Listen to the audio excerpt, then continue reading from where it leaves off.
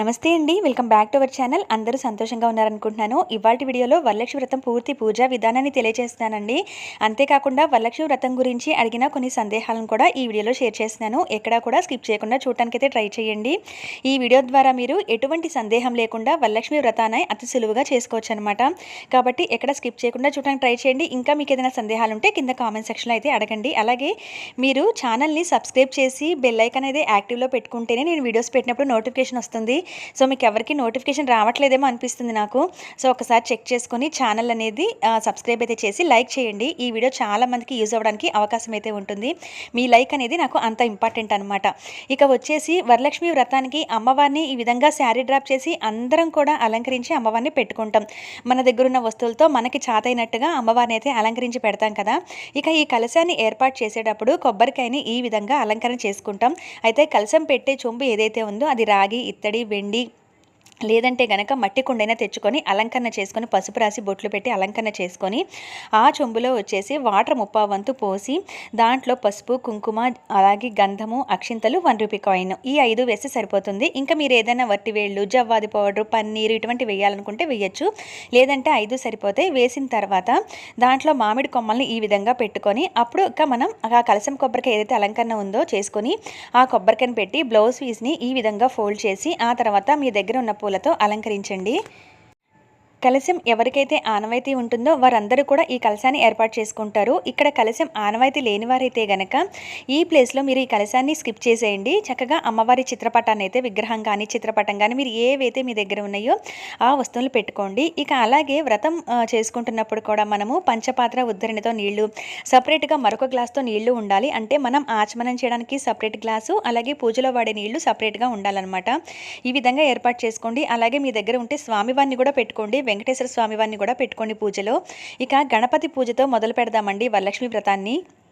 స్వామివారిని పసుపు గణపతిని కూడా పెట్టుకుంటే ఈ రోజున చాలా మంచిది. లేదా విగ్రహాలు ఉన్నా కూడా పెట్టుకోవచ్చు. ఈ విధంగా గణపతికి కూడా పూజ చేసుకొని స్వామివారికి దీపం, ధూపం అన్నీ చూపించి ఈ వరలక్ష్మి వ్రతం బుక్లో స్టార్టింగే పసుపు గణపతి పూజ కూడా ఉంటుంది. మీరు అది చదువుకుంటూ కూడా పూజ అనేది చేసుకోవచ్చు. అది చేసుకున్న తర్వాత స్వామివారికి ఏదైనా నైవేద్యం పెట్టిన తర్వాత ఇక వరలక్ష్మి వ్రతాన్ని ప్రారంభించాలి. వరలక్ష్మి వ్రతంలో కలశ పూజ అని ఉంటుంది. మరి అది చదువుకోవాలా వద్దా అని కూడా అడుగుతున్నారు. కలశ పూజ అనేది కలశం ఆనవాయితీ ఉన్నవారైతే ఈ విధంగా కొబ్బరికాయతో పెట్టుకుంటారు కదండి. అలా కలశం లేని వాళ్ళు ఏంటంటే మీరు ప్రత్యేకంగా పూజలో ఉపయోగించడానికి ఒక గ్లాస్తో నీళ్లు పెట్టుకుంటారు కదా, ఆ గ్లాస్కి పూజ చేసుకోవాలన్నమాట. ఇది నేను మొన్నటి వీడియోలో కూడా షేర్ చేశాను. ఆ గ్లాస్తో బుక్లో ఉన్నట్టుగా చదువుకుంటూ ఆ గ్లాస్కి పూజ చేసుకోండి. ఇక ఆ వాటర్ని మనం పూజలో ఎప్పుడు కావాలన్నా కూడా వాడుతూ ఉండాలి.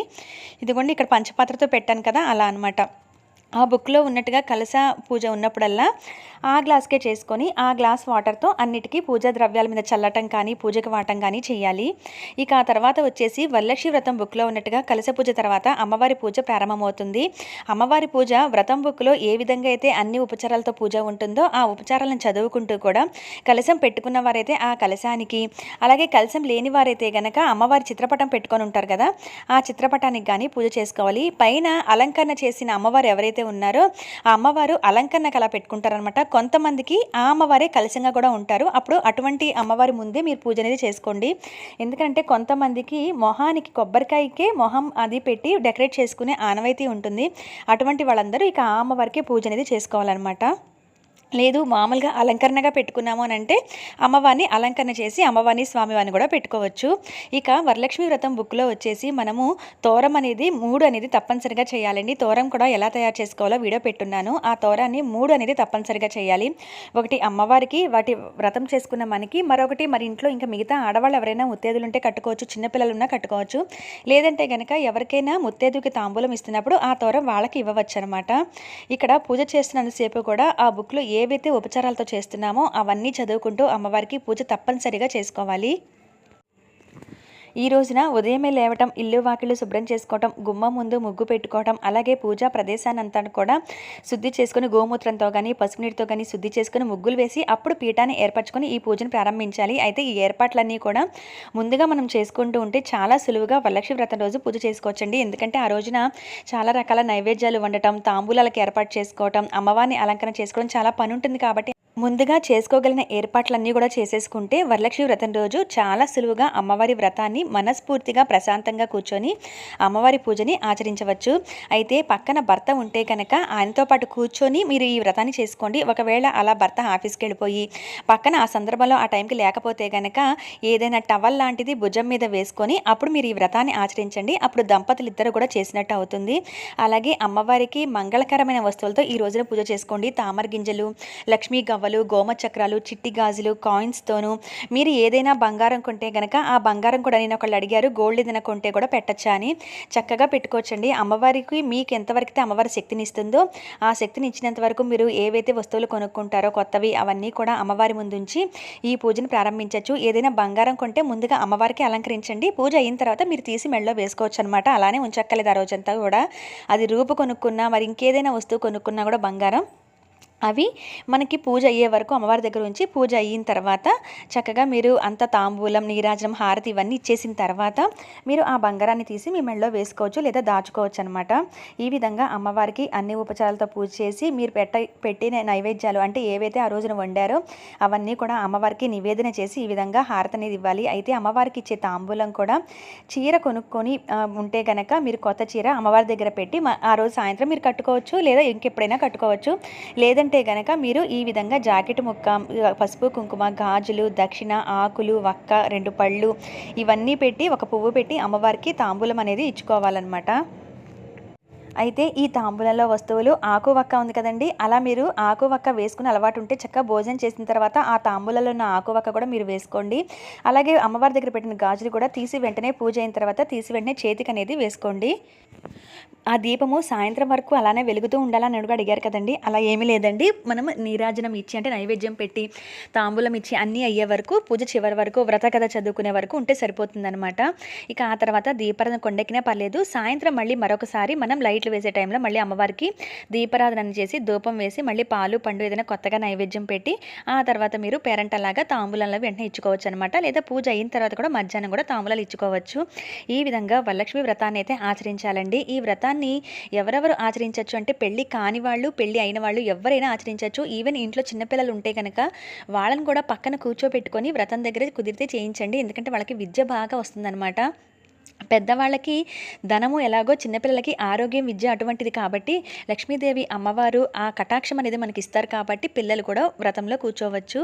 ఇటు స్వామివారిని అమ్మవారిని ఆచరించే మనం ఆరాధించే ముఖ్యమైన రోజే ఈ వరలక్ష్మి వ్రతం అండి. శ్రావణ మాసం మీరందరూ కూడా మిస్ అవ్వకుండా వరలక్ష్మి వ్రతాన్ని ఆచరించండి. ఇక అయితే వరలక్ష్మి వ్రతాల్లో ముందుగా అడిగింది దీపారాధన చేస్తున్నప్పుడు వ్రతం అంటే కొంచెం అటు ఇటుగా చేసుకుంటాం కదా, మరి నిత్య దీపారాధన చేసే చోట మనం దీపం వెలిగించాలని అడిగారు కదా. మొట్టమొదటిగా అసలు మనం వరలక్ష్మి వ్రతం రోజు దీపం వెలిగించవలసింది ద్వారం దగ్గరండి. తెల్లవారుజాము మనం లేచి స్నానం చేసి కొన్ని పనులు అవుతుండగా ముందుగా గుమ్మం దగ్గరే ముందు రోజే ముగ్గులు వేసి అన్నీ అలంకరించి ఉంటాం కాబట్టి వరలక్ష్మి వ్రతంతో సంబంధం లేకుండా ముందుగా మీరు గుమ్మం దగ్గరే దీపం పెట్టాలి. అమ్మవారికి స్వాగతం చెప్తూ కూడా గుమ్మం దగ్గర దీపం పెట్టండి, ధూపం వేయండి. ఆ తర్వాత మరి తులసి పూజ కూడా చేసుకుంటాం కదా, మరి తులసి పూజ ఇంట్లో చేసిన తర్వాత తులసి పూజ బయట చేయాలా లేకపోతే ముందుగానే చేసుకోవచ్చు అని అడిగారు. ఎప్పుడు కూడా ఇంట్లో పూజ చేసిన తర్వాతే బయట తులసి పూజ చేస్తూ ఉంటాం. మరి వరలక్ష్మి వ్రతం అనేది కొంచెం లేట్ అవుతూ ఉంటుంది కదా, మరి అప్పుడు తెల్లారిపోతుంది కదా అనే సందేహం కూడా అడిగారు. అటువంటప్పుడు ఏం చేస్తారంటే మనం వ్రతాలు అనేవి సపరేట్గా పీఠం పెట్టి దాదాపుగా చేస్తూ ఉంటాం. అలాంటప్పుడైనా సరే నిత్య దీపారాధన అంటే మీరు నిత్యంగా రోజు ఫోటోలు ఎక్కడైతే దేవుడివన్నీ ఉంటాయో అక్కడ దీపారాధన అస్సలు మానకూడదండి. కాబట్టి ఈ వ్రతం కొంచెం అటు ఇటుగా చేసుకున్నా కూడా పొద్దున పూట ముందుగా పూజ మొదలు పెట్టబోయే ముందు మనం అక్కడే పెట్టాలి. ముందు దీపం నిత్య దీపారాధన చేసే చోటే దీపం వెలిగించాలి. ఆ తర్వాత ముందుగా గుమ్మం దగ్గర పెడతారు. ఆ తర్వాత నిత్య దీపారాధన చేసే చోట దీపం వెలిగించేసి తులసమ్మ దగ్గర కూడా మీరు దీపం వెలిగించేయచ్చు. అంతటితో అయిపోతుంది. ఆ తర్వాత మీరు వరలక్ష్మి వ్రతం అనేది అన్నీ సర్దుకొని నైవేద్యాలు వండుకొని మీరు ఎప్పుడైతే ఇంక చేయాలని అనుకుంటున్నారో అప్పుడు ఇక కూర్చొని అమ్మవారి దగ్గర నుంచి లేవకుండా చక్కగా వరలక్ష్మి వ్రతాన్ని ఆచరించవచ్చు అనమాట. అయితే ముందుగా ఈ పద్ధతిని పాటించాలి. ఇక ఆ తర్వాత సాత్వికమైన ఆహారం తీసుకోవాలండి. ఎటువంటి ఉపవాసాలు కూడా ఉండనవసరం లేదు. అయితే కలశాన్ని ఎలా కదిలించాలి, మరి కలశం ఆనవాయితీ లేని వాళ్ళైతే అమ్మవారికి ఉద్వాసన ఎలా చెప్పాలి, ఆ ఉద్వాసన మంత్రం ఏంటి అనేది నేను ముందు వీడియోస్లో అయితే మీ అందరికీ షేర్ చేస్తాను. ఇదండి వరలక్ష్మి వ్రతము అతి సులువుగా చేసుకునే పద్ధతి. ఈ వీడియో నచ్చిన వాళ్ళు ప్లీజ్ లైక్ చేయండి. మరి కొంతమందికి ఈ వీడియో షేర్ అవ్వడానికి యూజ్ అవుతుంది. మరి మరొక మంచి ఇన్ఫర్మేటివ్ వీడియోతో మళ్ళీ మిమ్మల్ని అందరినీ కూడా కలుస్తాను. మీరందరూ కూడా వరలక్ష్మి వ్రతాన్ని ఆచరించాలని మనస్ఫూర్తిగా కోరుకుంటూ మరొక మంచి వీడియోలో మళ్ళీ కలుస్తాను. అంతవరకు సెలవు. నమస్కారం.